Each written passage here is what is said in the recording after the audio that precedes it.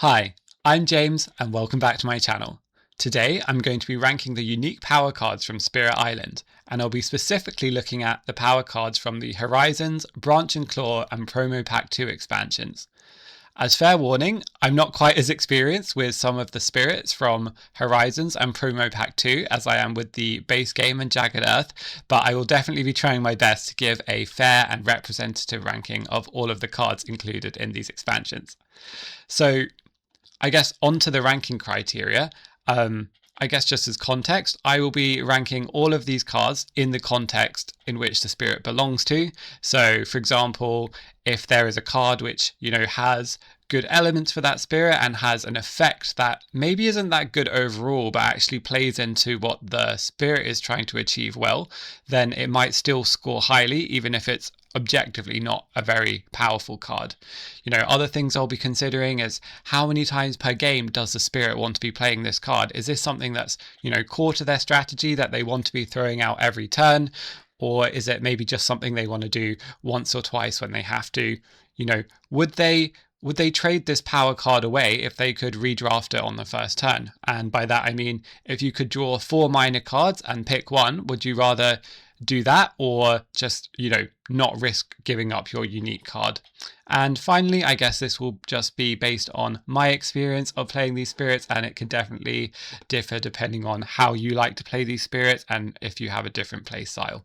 But with no further ado, let us get into the rankings. So first up, we have, I think, Mud's power cards, and the first one is going to be this Foul Vapors and Fetid Muck. So this power card gives you 1 fear and you get to push up to 2 explorers.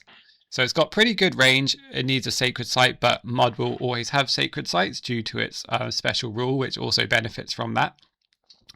And how good is this card? I mean, you get to push up to 2 explorers, which is definitely useful. You're going to be creating a whole bunch of explorers using your special rule to create explorers instead of buildings during build actions. And then after that's happened, you'll have 2 explorers in a land in a very basic scenario, and you need to get rid of them from that land if you want to prevent them from ravaging. It's got water earth, so decent contribution to the innate. I mean, it's nothing special, but it is free as well. So I think I can basically put this as a good starting card. I'd say it's, on the average end really, but definitely not something you would want to give up and forms a useful part of the toolkit. Next up is this Exaltation of the Tangled Growth. So I guess actually another thing I should say is I'm going to be considering all of these power card rankings in a multiplayer context. And this one is quite interesting. So basically, you can target another spirit and they can pay an energy to gain a power card. And then you can also pay 2 energy to do likewise. So, it really kind of depends who you're teamed up with. If, you're with a spirit that really is going to benefit from getting other power cards, then this is very useful.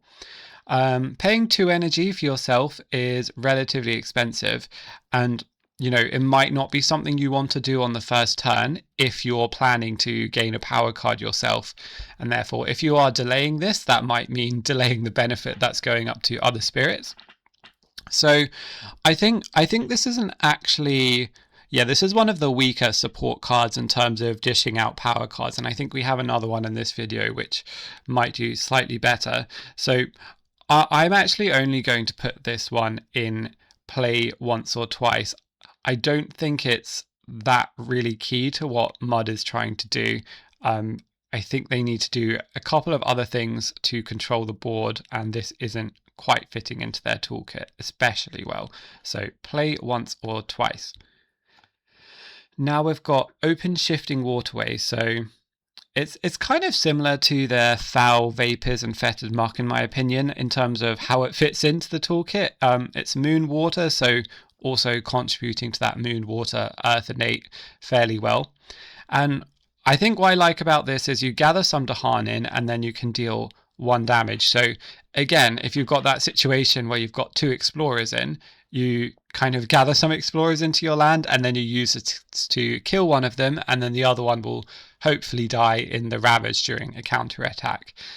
Alternatively, you can combo it with your innate power, and then maybe, you know, deal another damage that way and kill off a town. So I think it's like definitely a useful effect. It's not game breaking. It's not something that, you know, the spirit couldn't live without. So again, I'm just going to put this in good starting card. Okay, and interactable thickets and thorns. So we have a 2-coster here. 2-costers are somewhat rare as a price for unique power cards, but I do really like defend powers. I just think they're really good, especially when they're unique powers, just because you can plan around them if you know you have them from the beginning, and just being able to plan around having that defense opens up so many options. And this is a really high defend card. Defend 5, it defends against so many things, you know, like Explorer, Town, City, France, Town, Explorer, Sweden, City, Explorer. It's really useful, to be honest. It's got all of the elements on it, so I actually do really like this card, just knowing that you can plan around it. You've got some Dahan movement from your innate power, so I'm going to put this in great starting card. Okay, and now we have Devouring Teeth up next. So the first one is Herd Towards the Lurking Moor. So this is quite simple. 1 fear and gather up to 1 explorer or town.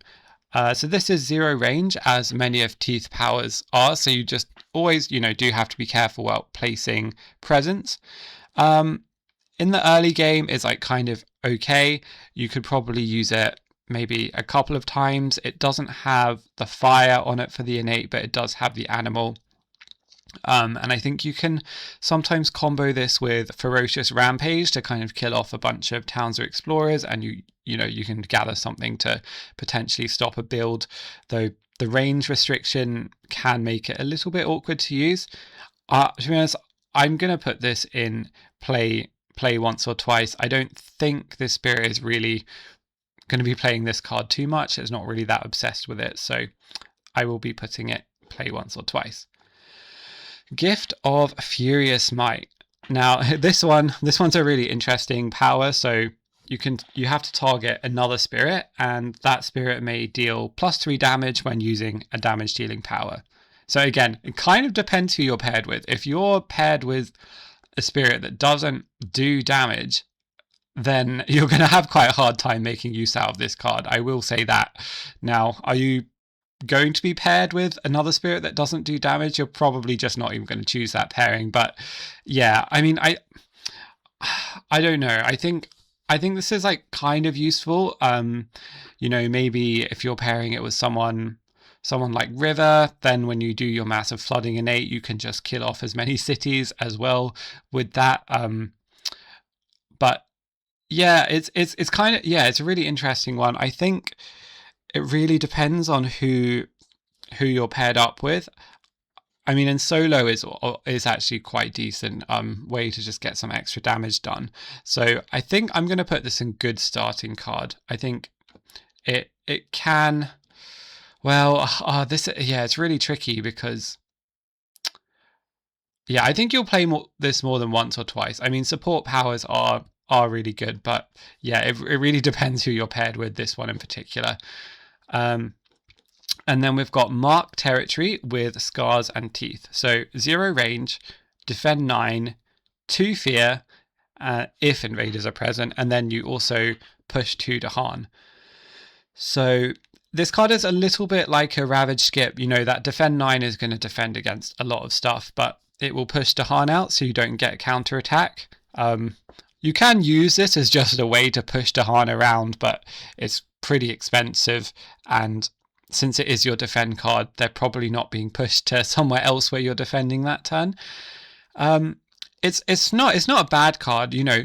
Like, action skips are useful things. There are sort of times for them when you just don't want to let something ravage, like a Scotland coastal ravage in that land too, or Swedish ravage, or maybe a Habsburg lost condition. But you know, this isn't winning you the game. This isn't something you're going to be playing all the time like this and saying, oh, this is pushing me towards victory.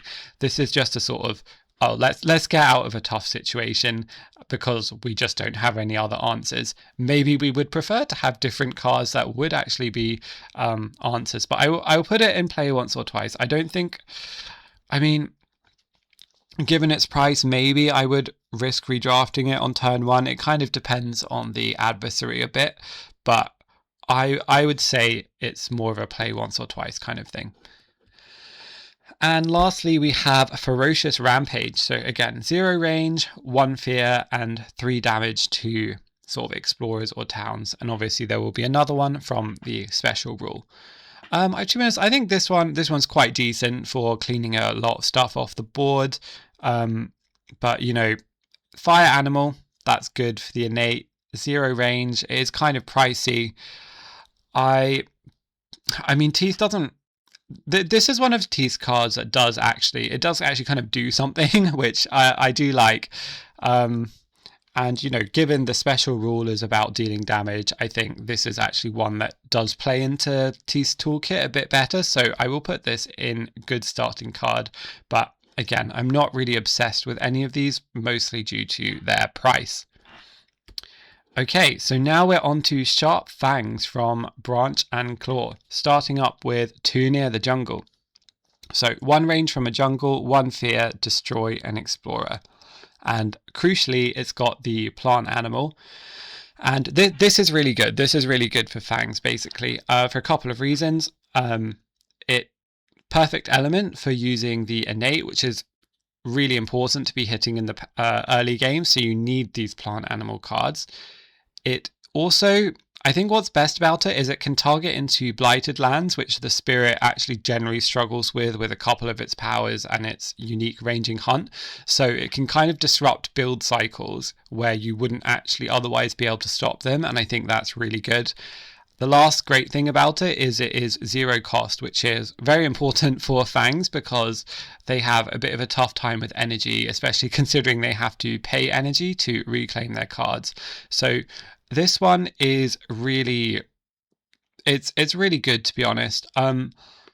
It's not quite, I'm not sure if it's quite core to the strategy, but I don't know, it kind of is because it's 0 cost and on element, that's kind of what makes it core to the strategy, because you need to use it to kind of get your toolkit reliably activated. And there aren't many 0 cost plant animal cards in the minor deck. Obviously the effect is great. I talked about the build cycle in blighted lands kind of stopping that, so I will put this in core to the strategy. Now prey on the builders. So gather a beast, and then if the target land has a beast, invaders don't build there this turn. So yeah, you'll always be able to get the beast in the land pretty much. That's not a problem. And then yeah, this is really useful into things like England. It's got the animal, it's got the moon fire for that other innate power. I can't actually remember what it's called right now, which is it's not the be all and end all. But sometimes you can use this against things like Sweden as well, in combo with Terrifying Chase to stop them building a city, which is then something you don't really have the tools to deal with because it's got so much health, and then, you know, stop that whole ravage. So it's I mean it's relatively decent. Not having the plant really does set it back a bit, just given how important Fang's innate is. So I think I can put it in. I think I can put it in good starting card, because I think stopping a build is always kind of a relevant thing and a good practice in Spirit Island. So I will put it there. And now we have Teeth Gleam from Darkness. So 1 fear and add a beast in a non-blighted land, or you can get 3 fear off it. This is really good because it's plant animal, and that's really important. That's just so important, is activating Fang's innate, and you know, it puts more beasts on the board, which makes that innate more powerful. So it really is kind of well, it's kind of core to the strategy, actually. Like the strategy of revolves around activating that innate and having beasts on the board. So Fangs would love to be playing this card all the time, and I'm actually going to put it I will. I'm on the fence between great starting card and core to the strategy. it's not really like game breaking. You know, eventually you get quite a few beasts and you've chilled out a bit, but it is a big part of the strategy. So I think I will put it there for now. And finally, terrifying chase.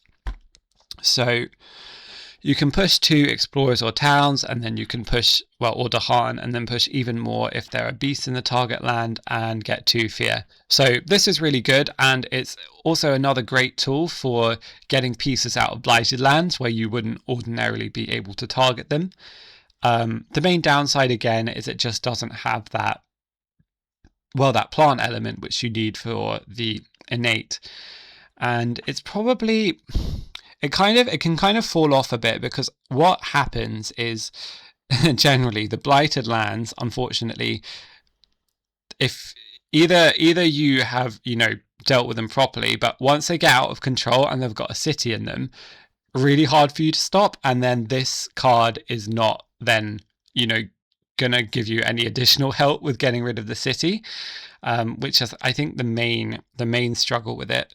So you kind of have to be quite proactive in the early game using it, but you kind of are needing to play plant cards in the early game. So yeah, it's a good one. It's not like the best of the best though. So I'm thinking it really depends how you like to play Fangs, whether you like to sort of go along the bottom track or the top track to guarantee the innate. If you're going along the top track more, you'll be playing this less, which is generally what I do. So I'm only going to put it in play once or twice, but I don't know. It's tough. I'm looking at all of these ones. It is kind of a bit better than that. So fine. I'm going to put it in good starting card. Okay, so now we're on to Rising Heat of... I don't even... What's the spirit called? Rising Heat of Sand and Stone. So we've got Gift of Searing Heat. So you target another spirit and they gain 2 energy or pay an energy to deal a damage, and it's fire.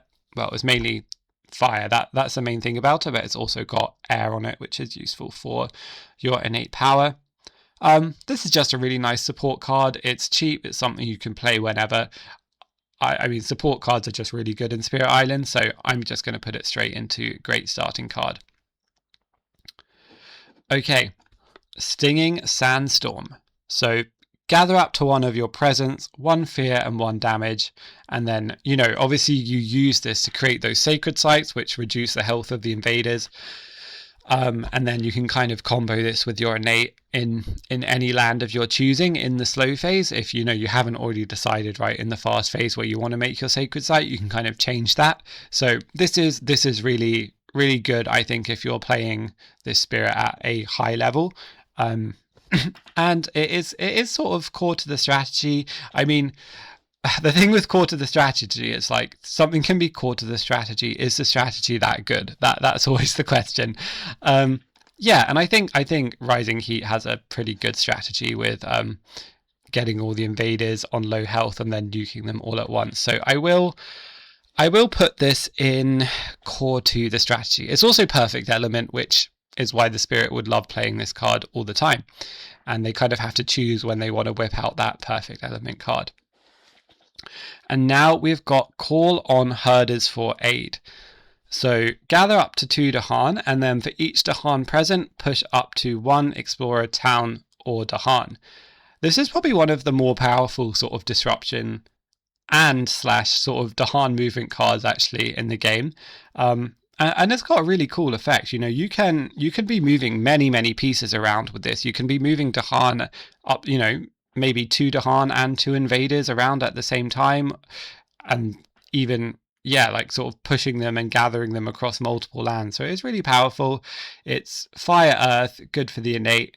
You know, it's always useful in the early game when you're looking to kind of stop those builds. So, you know, I really like this card, to be honest. And yeah, I think fitting it in whenever you can is never a bad thing, right? It allows you to funnel more pieces into a single land, which you can eventually kind of nuke with your innate. So I think this is a really, really great starting card.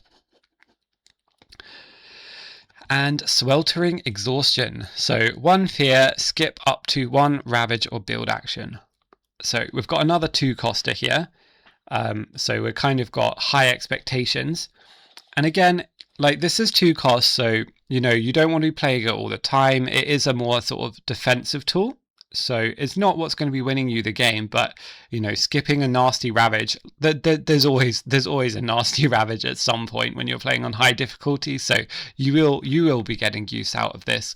Will you be playing it all the time? Probably not, but the choice of skipping the ravage or a build is quite nice. It kind of means you can use it defensively, not just against ravages, but also maybe against like bills into England or France or something like that. So yeah, I'll put it in good starting card because it's also kind of on element for the innate. And now we are on to Downpour Drenches the World from promo pack 2. And we're starting with Unbearable Deluge. So 0 cost, and it gives you a fear, push Dahan, defend 3. And then if it's a wetland, you can isolate it. And it's also perfect element for the left innate, which is, I think, Rain and Mud suppress conflict. So this is, I think Downpour is generally a little bit of a defensive, slow spirit. And this sort of is what enables it to be, a little bit slower at some points and then go into big greed turns later where it repeats some really, really powerful, some more sort of damage dealing powers to actually take out the invaders. And yeah, this is a really good card. You can just repeat it a bunch of times in a bunch of lands and just defend and stall out for as long as you need until you get your power spike. I think it's really good. It's pretty much core to the strategy. Gift of Abundance. So another support card. You target another spirit and they gain 2 energy or repeat a power card this turn by paying its cost. And then at the same time, either you or the other spirit can add a destroyed presence back, which is usually relevant because it's got, the plant on it, which combos with the other innate where you can remove your presence to heal blight. This is really good in multiplayer. You could be, you can be helping another spirit to repeat literally any card. It's not like your special rule where you have to repeat a land targeting power card. You can get another spirit to be repeating, a really busted, amazing power card. Like, what do we have at this list? You could be repeating Elemental Aegis or something, or what else? Wash Away. Doing Wash Away again. You're going to get so much stuff in that land which you're going to take out, or Gift of Proliferation.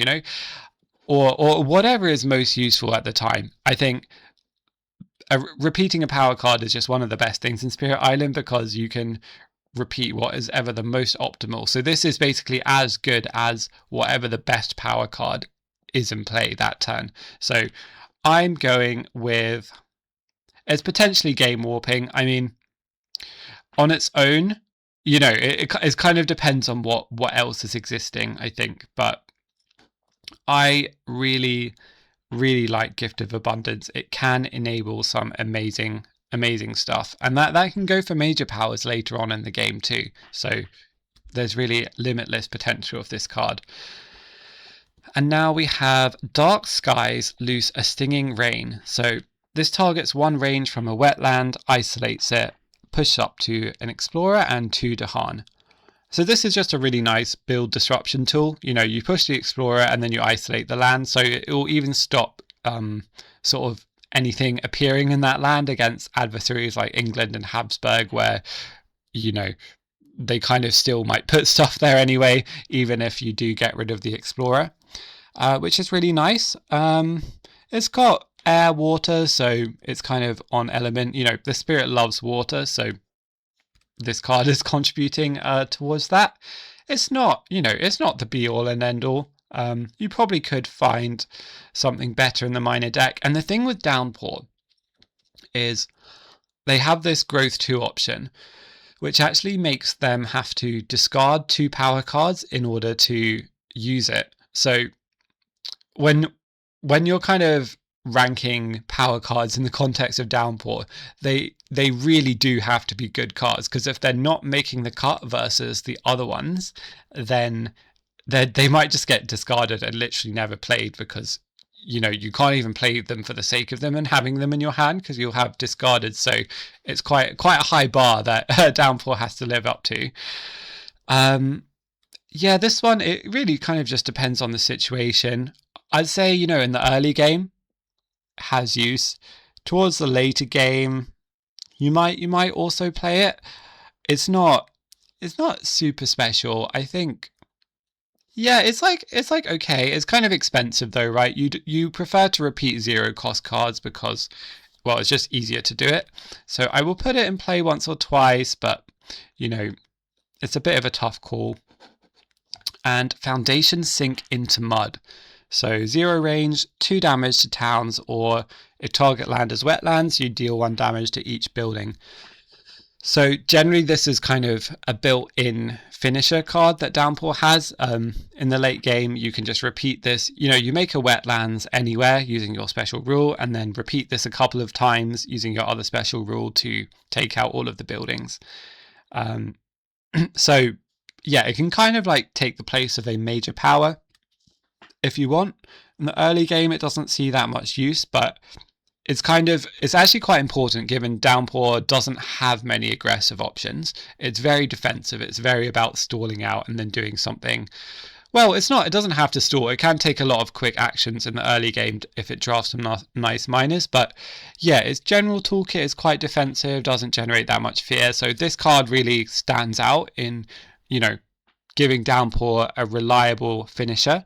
And for that reason, I will put it in great starting card. Okay, and now, I think I've added this one twice. I couldn't find where I put it, so I'll have to fix that. Now we're on to Eyes Watch from the Trees. So we've got Whispered Guidance through the night, 1 range from a jungle, gather up to 3 Dahan, and then sort of you'll probably get a fear out of it as well. I think this is decent. The whole spirit is built around defending and then doing Dahan counterattacks. So it's quite important actually that you have all of your Dahan in the best place, because sometimes you're defending in multiple places and you almost don't even have enough Dahan to arrange to get the best counterattacks you have. So it would be really wasteful if you had some in the wrong place at any moment. So this is quite important for ensuring that you'll always be able to get Dahan where you want them. I mean, saying that, your special rule also moves Dahan around when you defend in a land. So in a sense, this is a little bit of just like extra. Maybe you don't need to do it again if you've already done it. It kind of depends on the board state, but it's zero cost and pretty much perfect elements. So I don't see why this wouldn't be a great starting card for the spirit to have, given its energy economy. Boon of Watchful Guarding. So you can target any spirit, defend 4, and then if you need, you can pay another energy to defend 8. Very similar story to Interactable Thickets. The only tricky with this one is you do have to have a presence in the land, which can be a little bit harder to arrange. But if you have a defend card that you can play around, I think it makes the game so much easier, because already you're not having to gamble, oh, do I have to push stuff out of the land to stop stuff in a ravage? You just know, no, you don't need to do that. You can get Dahan in there and just spend your invader action stopping builds elsewhere. So I think this is very good. The elements are a bit lackluster. It's only really got the plant in terms of contributing towards the innate, which can be a bit annoying, because it's sometimes like, oh, you play this but then you get less defense off your innate because it doesn't have the moon, so it's a bit like push and pull. But yeah, I think it's very, very, very, very good, so I'm going to put it in great starting card. Could be core to the strategy, but I think the lack of moon can make it a bit less attractive. Mysterious Abduction. So I guess fast disruption, 1 fear, 1 damage. Kind of useful in the early game. If you're against certain adversaries, Prussia, Sweden, France, you can just quickly stop a build. which is nice. You know it's going to work, especially on turn 1. There'll be no event. After that, it's like it doesn't fit into the Spirit's toolkit too well. I mean, it doesn't really have much other damage to combo it with. Maybe some Dahan counterattack, but that's usually enough on its own. I mean, would I redraft this for something else? I mean, potentially, to be honest. But it does have the Moon Plant on it, which, the Eyes Innate is relatively good. So I'd probably keep it, but we'll just put it in play once or twice. And now Eerie Noises and Moving Trees. So 2 fear and push up to 2 explorers or towns. And then, it's got the perfect elements on it. So it's a good early game disruption, stop some builds, stop some ravages. And pushing the 2 pieces is significant because it will work in lands like completely with Explorer Town, or, against France with 2 explorers or something like that. I do think it's a bit expensive for, what it's really doing, especially given the energy economy of the Spirit. I mean, you've got that nice 3rd growth option, which gives you a bit of energy, but it's not, I don't know. I don't think it's really that important. I would actually redraft this turn 1 to try and get something cheaper, but that's just my personal playstyle. Okay. And now we are on to Sunbright Whirlwind. So we've got Gift of the Sunlit Air. Target spirit gets +1 range with all their powers, and if you target another spirit, they gain an energy. So, I mean, it's a good card. The innate Violent Windstorms is pretty powerful, so having the Sun Air is good. Being 0 cost it's not... Yeah, it actually is quite important. Like, the spirit can get a lot of energy, but you can also get into situations when you're reclaiming, if you've not planned particularly well, you actually don't have much energy, and then you need these 0 costs. If you're targeting another spirit, they gain an energy, which is nice. The range boost isn't always something that most spirits need. In fact, Sunbright often, I feel like, wants to self-target this because they don't place that much presence on the board, and when they are placing presence, they're placing it in order to sort of disrupt and push explorers or Dahan rather than to optimize their targeting, I think, is why they like to self-target it. So sometimes they don't have the sacred sites where they need it to use something like Tempest of Leaven Branches. So yeah, you don't always get to target another spirit, but what you're hearing here is actually this card is important to getting the spirit to kind of function properly. So yeah, it's just, the effect is like, it's okay. It's quite versatile. I'm just wondering, is it really that great of a starting card? Sun Air. Yeah, the Sun Air is good. I think we can put it in great starting card because it's on element, and that is very, very important for this spirit. Cool. So we've got Gift of Windsped Steps. Once per turn, this spirit may choose a slow power and make it fast. And then if you target another spirit, again, they gain an energy. So yeah, this can be useful depending on your teammate. It's got to have push or gather in the instructions, but it's still a slow to fast, which I think is one of the best effects in the game. Something like Massive Flooding, Wash Away, you can kind of speed that up. That's really great. Or I don't know, I need to start talking about some other spirits, but like, what else have we got? Voice of Thunder. You could maybe move some Dahan around quickly and then defend with Words of Warning if you're Thunder Speaker. I don't know, but actually self-targeting this for Violent Windstorms is often a very favourable thing to do, and for that reason I'm going to put it in core to the strategy. It makes a big difference if you're able to push pieces around in the fast phase before a city gets built, rather than having to wait for the city to build and then suddenly there's nothing you can do about that land anymore.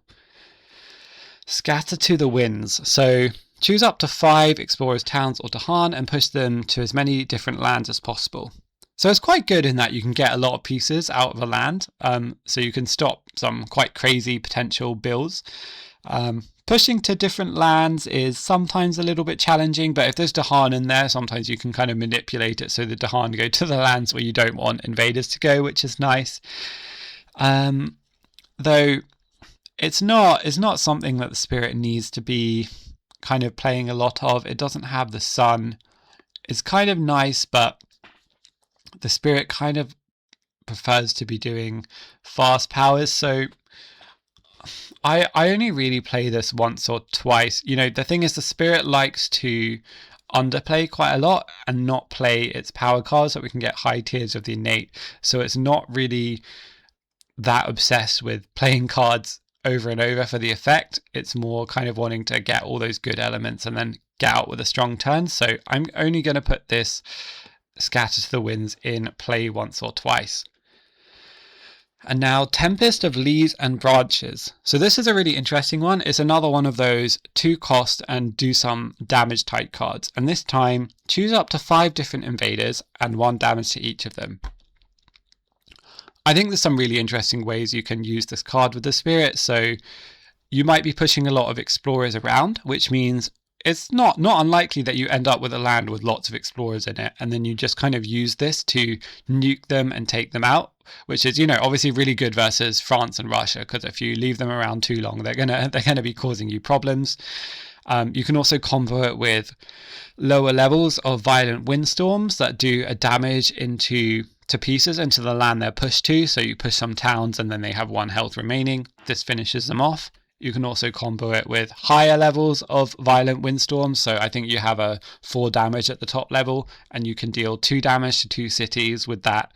And then this will also pip both of those cities and finish them off. And then also you can, yeah, it's quite interesting. You can kind of speed up Violent Windstorms, deal, and then this can also deal sort of 1 damage to a couple of towns in addition. And then you're also comboing it with the damage from the pieces you're pushing. So it's really, really sort of built into the combo of what you're doing with the Spirit, pushing pieces into the same land and then doing a bit of damage to all of them.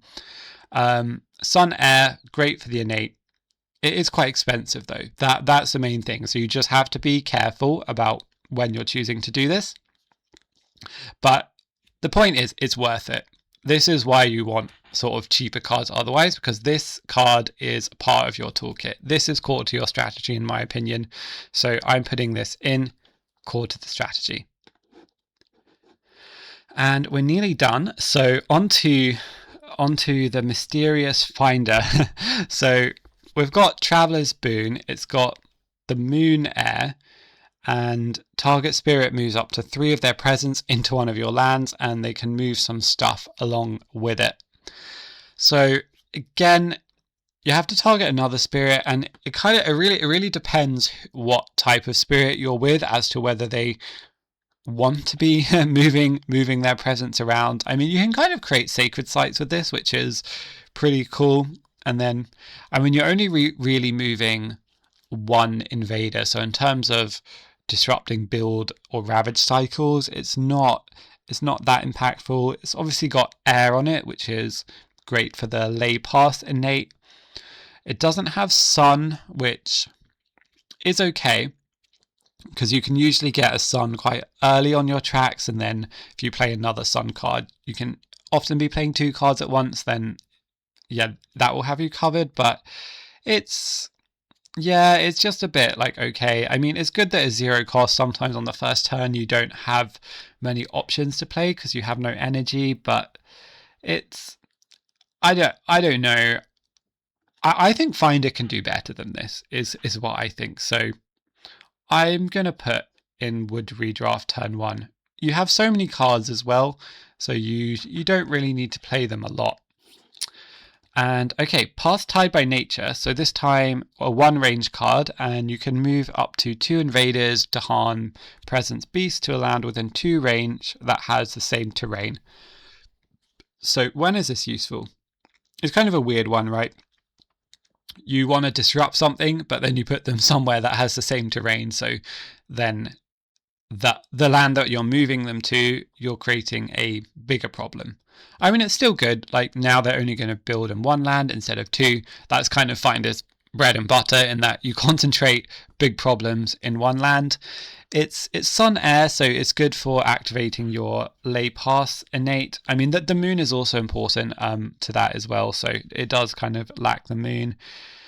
The earth plant, you've got some isolates to do with that, but that's sort of quite high level. Zero cost though is kind of important. Again, I like to use this on the first turn, so I'm going to say this is a good starting card. So let's put it in good starting card. Cool. So a circuitous and wending journey. I think this is one of my favorite finder cards. I mean, push up to half of the invaders from the target land. So, I mean, yeah, Pass Tied by Nature can do it as well. It's kind of implicit. You can move cities with these cards, right? And this, if you have an explorer city town build, you can actually just deal with this in the slow phase and be like, we're moving the city and the town away, and pushing pieces is really good. You can make your lands adjacent to each other, so you could literally be pushing this anywhere.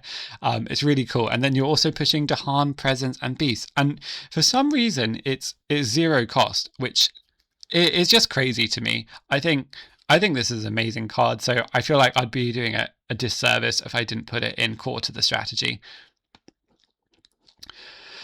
Okay, and now we've got Offer Passage Between Worlds. I love the name of this. I love the name of this card, actually. So we can move up to 4 Dahan between target land and one of our lands, which is a lot, right? If we get some defense, or sometimes you can kind of set stuff up with this in order to use aid from the Spirit Speakers if you want as well. Or the next time Dahan would be destroyed in target land, destroyed 2 fewer. So because you've got such good piece manipulation, you can set up quite a nice sort of counter-attack ravage by protecting the Dahan with this. And Sun, Moon, Air, it's got really good elements for your lay pass. I've never found it especially useful in terms of needing it, but it's definitely a good thing to have in the toolkit. Like, the elements are great. So I'm going to put it in good starting card. And Ways of Shore and Heartland. So this time we've got push up to 2 invaders to a land, which is, if the target is coastal, then push to another coast, or if target is inland, another inland. I'd say it's a bit more useful than sort of Pass Tied by Nature in terms of stopping things, because you're not pushing to another land where they're going to ravage your build. Doesn't have sun or moon on it, so it's not the best for getting your lay pass innate. Still got the air, and it has the water, which can be good for getting you that first level isolation of Close the Ways.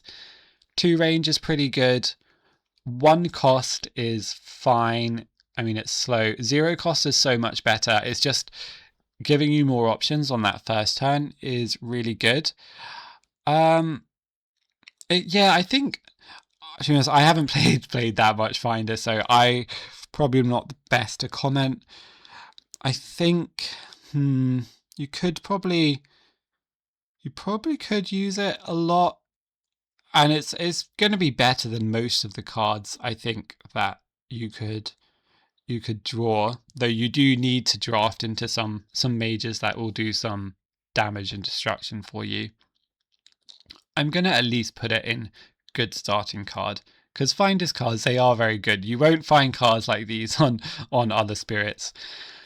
And Aid from the Spirit Speakers. So for each Dahan, you may move 1 invader, Dahan, Presence, or Beast to a single land within 2 range that has Dahan.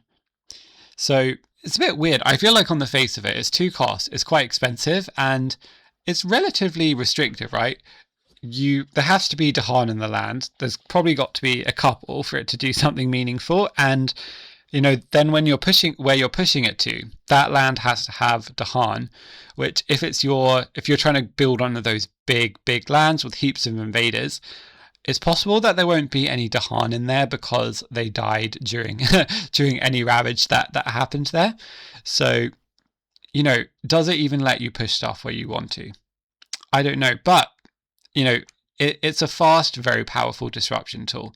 which is great. You know, you could be moving cities with this as well, right? You know, imagine you're playing Sweden, they just explore into that horrible land 4 where there's a city.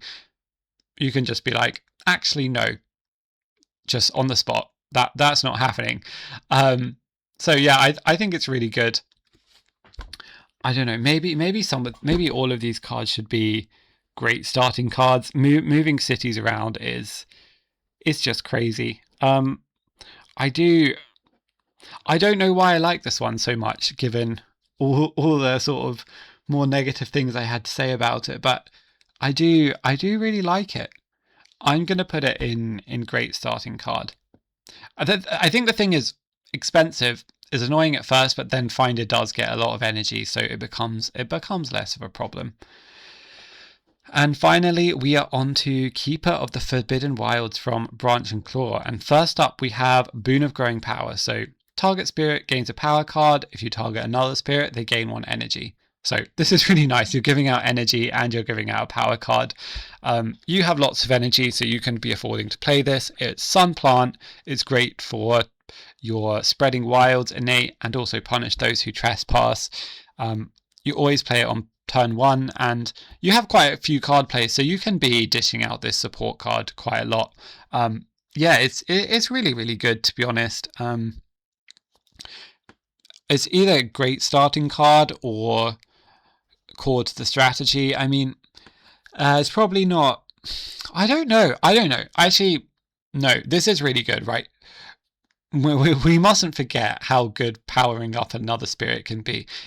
Like, yeah, it can make such a difference to other spirits games if they get an extra starting card. It can be delaying reclaims. It can be activating higher levels of the innates.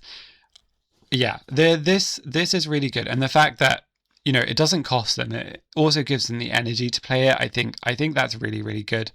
Game warping, maybe not quite, but yeah, I really like this card. Core to the strategy, less so because it's core to Keeper's strategy, but it's just amazing. Yeah, I really, really like this card. Regrow from roots. So target jungle wetlands. If there's 2 or fewer blight, you can remove a blight. And it's got the plant on it for the Spreading Wilds innate. I mean, this is okay. The thing is, it's just Keeper doesn't like lands with blight. It can't really grow into them and have influence on them, so it's quite important for that. Blight healing is always a somewhat relevant effect. It's not, you know, it's not very aggressive. Keeper does like aggressive tools because it's got, you know, very high energy tracks, high card plays, so it likes to kind of go around and do a lot. But yeah, this is quite useful because just how much the spirit doesn't get on with blight. So, you know, this is a good starting card. It's not too special. See, now I'm feeling really bad putting all these Finder cards on the same level as Regrow from Roots. So I might, yeah, I don't know. Maybe this Path Tied by Nature needs to. Yeah, I don't know. The costing. Yeah, I'm not going to change my mind. Okay, Sacrosanct Wilderness. So push 2 Dahan and then 2 damage per wilds in the target land.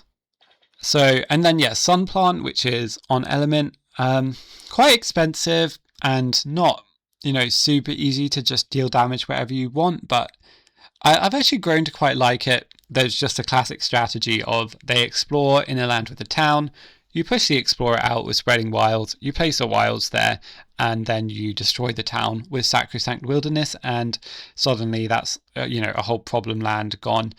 The price can be a bit of a problem. That's the only thing. Like, you know, that's quite a nice disruption strategy in the early game. In the early game, Keeper's trying to use that 4th growth option, which costs 3 energy. So if you want to do this on turn 2, you need to be playing it in conjunction with a 0 cost card. But you can also do it later. Pushing Dahan is also sort of a nice thing to have in your toolkit. Maybe you're against France and you're trying to set up a slave rebellion. And you know, worst comes to worst, it's not the best against like England, but you have nothing else to do with your wilds. You can just pile them all up in a single land and then at least kill off a couple of buildings with 2 damage per wild. So I don't think it's that bad. I mean, what Keeper would love is defense cards. So yeah, but I think that sort of fast town kill is I quite rate that, to be honest. So I'll put it in good starting card. And Towering Wrath. So this is the last one for this video. 2 fear, and then you deal 2 damage for each adjacent sacred site of yours. And it's Sun, Fire, Plant, so totally on element, but it is slow and 3 energy. Not to mention destroy all Dahan. A lot of the things that comes up when trying to use this card, and maybe it's my bad playstyle, is when you create sacred sites, you push Dahan out of those lands. Now, this target, you can target a land with your sacred site in it, though usually the lands where you have your sacred sites and presence are sort of under control, because either you've placed a wilds there and that's how you got your presence in the land, and if there's a wilds there, there's probably no invaders, so you don't want to target that, or there were invaders and you've already taken them out with your innate punish those who trespass, and therefore there's not actually that many invaders in your land, so you're now targeting lands which are adjacent to your sacred sites. Often that's where you've pushed your Dahan to, and I find that really annoying because you don't want to do it because you'll kill all of your Dahan. And it's quite expensive, so you can't afford to play it. The best thing about it is it's got the fire. It's honestly, it's really close to the level of Wood Redraft turn 1. I mean, it's not a bad card. You do have a lot of energy in the late game, so you can do stuff with it, but it's